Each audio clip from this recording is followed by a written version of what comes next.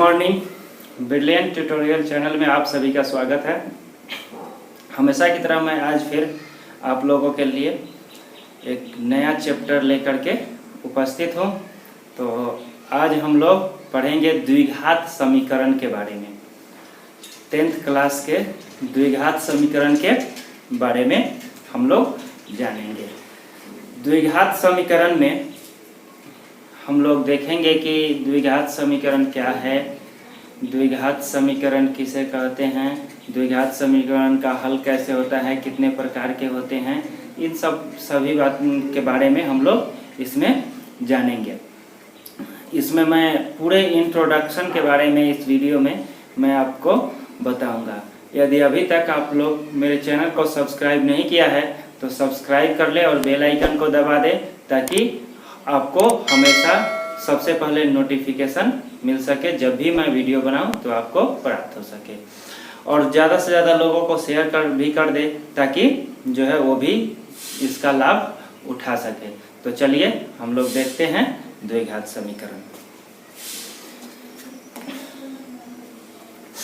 द्विघात समीकरण quadratic equation introduction, परिचय के बारे में हम लोग जानेंगे। उसके सबसे पहले मैं बहुपद के बारे में बता चुका हूँ कि बहुपद क्या है। यदि आप लोग नहीं पढ़े होंगे तो मैं उसका लिंक दे दूंगा, उससे आप जा कर के या मेरे चैनल के होम पेज पे जा कर के और उस वीडियो को देख करके बहुपद के बारे में आप लोग जान सकते हैं। तो द्विघात बहुपद सबसे पहले हम लोग देख लेते हैं। द्विघात बहुपद एक चर में वह बहुपद जिसका घात 2 होता है, वैसा बहुपद जिसका घात 2 होता है तो वह द्विघात बहुपद कहलाता है। इसका व्यापक रूप जो होता है ax² + bx + c होता है। जैसे देख सकते हैं कि एक 3x² - 5x + 6, फिर है 5x² - 9, 3 - 4x + 8x²। यह जो है सो इसमें सभी में देखिए घात 2 घात है, इसलिए यह द्विघात बहुपद होगा, क्योंकि परिभाषा से ही स्पष्ट होता है कि एक चर में वह बहुपद जिसका घात 2 हो वह द्विघात बहुपद कहलाता है। अब आते हैं, हमको पढ़ना है द्विघात समीकरण के बारे में। तो देखते हैं द्विघात समीकरण।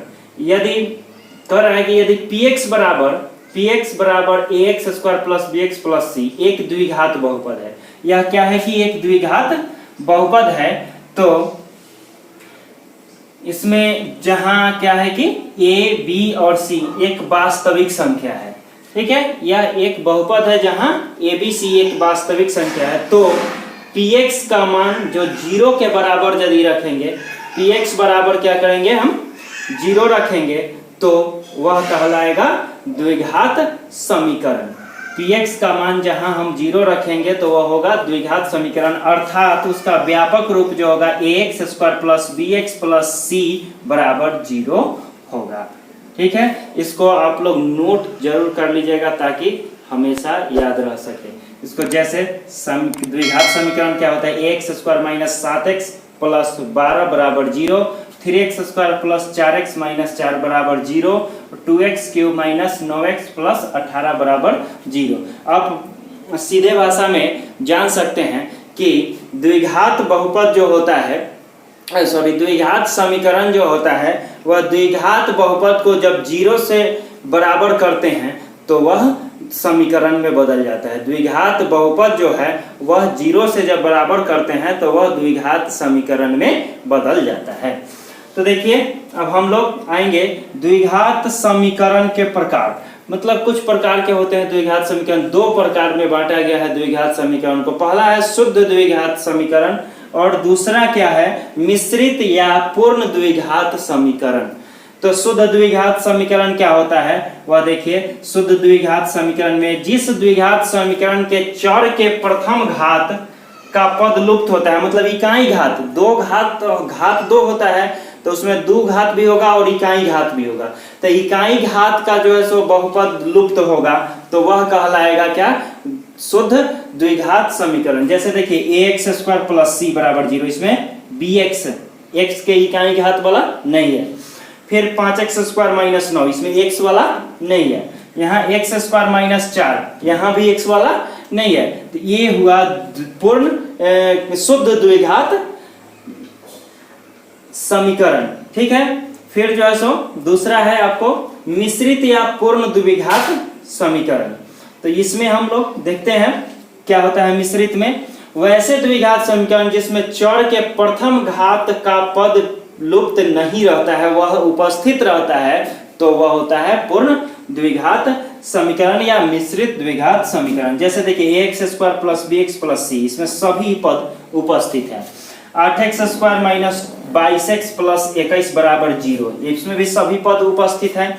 2x cube minus 9x plus 18 बराबर 0, इसमें भी सभी पद क्या है कि उपस्थित है, इसलिए यह हुआ पूर्ण द्विघात समीकरण या मिश्रित द्विघात समीकरण।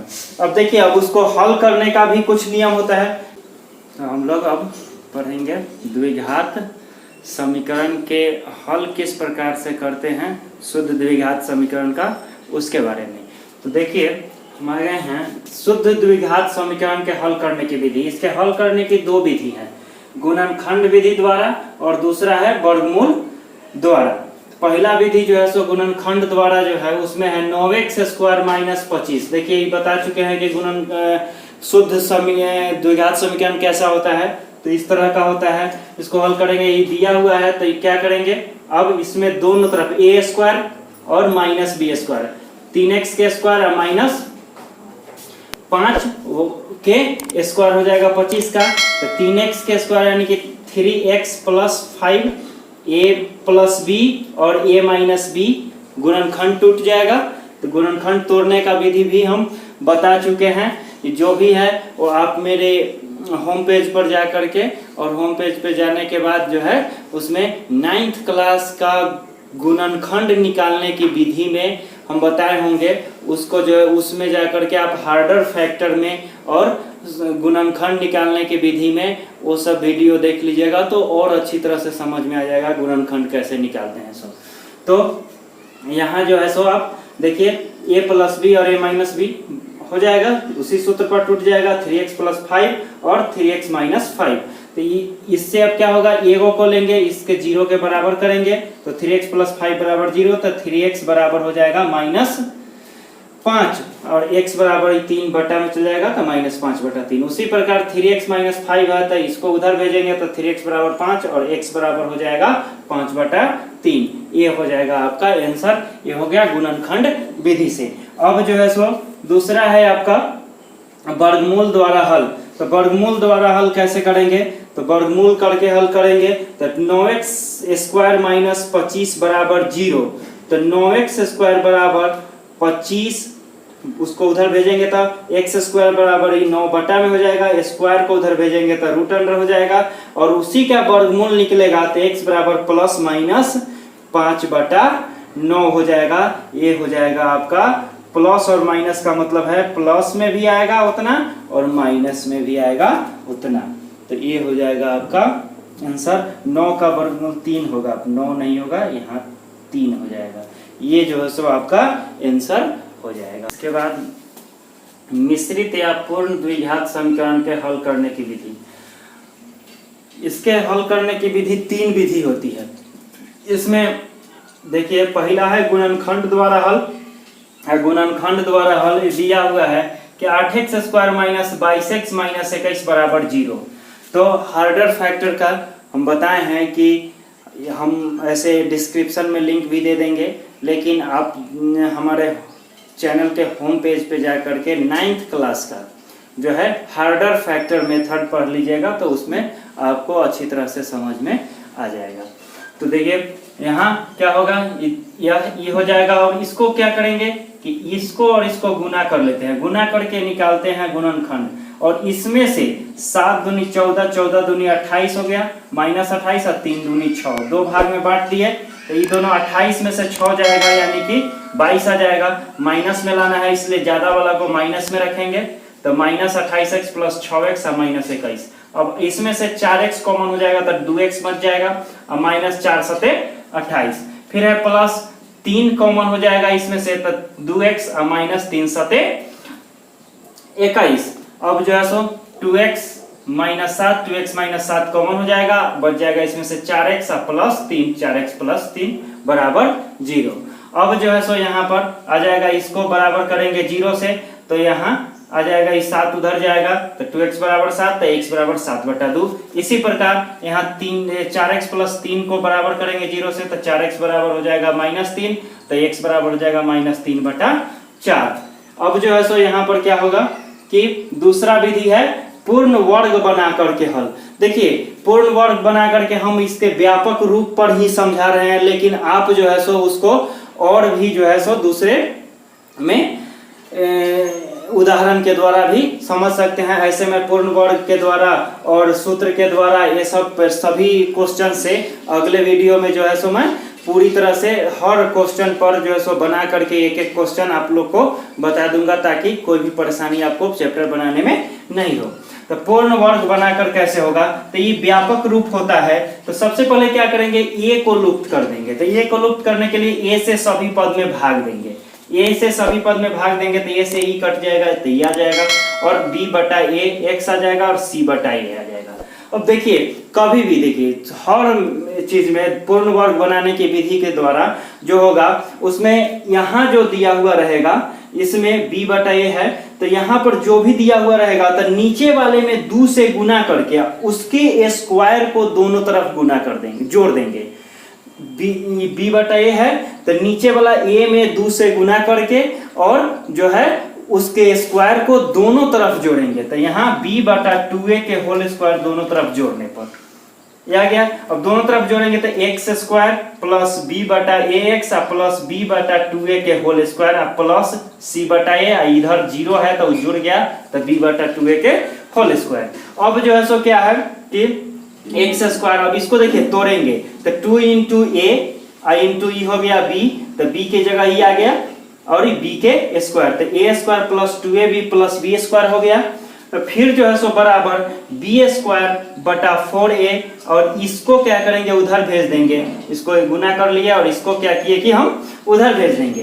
तो जब उधर भेजेंगे तो क्या हो जाएगा कि यहाँ पर लघुत्तम जब इसका लेंगे, यहाँ आइए देखिए a प्लस b के होल स्क्वायर पर ही आ गया तो इतना आ गया, और यहाँ जो है सो लघुत्तम 4a² ले लेंगे तो क्या होगा 4a² से 4a² यानी कि b² और माइनस a से a एगो कट गया तो a से a कट गया एगो तो 4a बचा, × c है तो c, तब -4ac। अब स्क्वायर को उधर भेजेंगे तो x प्लस b/2a बराबर √b² - 4ac/4a²। a² का 4 का 2 वर्गमूल निकल जाएगा, a² है तो a निकल जाएगा और ये रूट में रह जाएगा। और इधर से क्या करेंगे हम कि प्लस b/2a है तो उधर भेजेंगे तो -b/2a हो जाएगा, तो -b/2a हो जाएगा। तो यहाँ आएगा क्या x बराबर -b/2a प्लस माइनस, क्योंकि रूट से जो भी निकलता है वो प्लस और माइनस दोनों में होता है, तो यहाँ पर आ जाएगा प्लस माइनस √b² - 4ac अब बटा 2a, यानी कि x बराबर लघुत्तम अब 2a ले लेंगे तो -b या प्लस माइनस √b² - 4ac। यह हो जाएगा आपका x का मान। एक जो है सो x का मान आप रखेंगे प्लस में और एक दूसरा होगा माइनस में, यहाँ रखेंगे तो दोनों का मान क्या होगा कि निकल जाएगा। ठीक है। अब जो है सो तीसरा विधि क्या होगा, वह सूत्र के द्वारा हल। तीसरा विधि होगा सूत्र के द्वारा हल।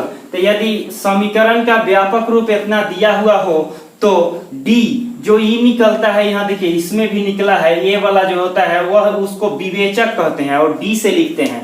तो d बराबर हो जाएगा b² - 4ac। ठीक है, b² - 4ac d बराबर हो जाएगा। तो इसके दो गो हल जो होता है ना, तो एगो को हम अल्फा मानते हैं और दूसरे को बीटा मानते हैं, तो अल्फा बराबर जो होगा देखिए इसी में से यह निकलेगा -b प्लस b² - 4ac की जगह d हो गया, -b प्लस d बटा 2a, बीटा बराबर हो जाएगा यहाँ पर बीटा बराबर हो जाएगा -b और -√d बटा 2a। अल्फा बराबर प्लस वाला और बीटा बराबर जो है सो माइनस वाला है, यही वाला सूत्र।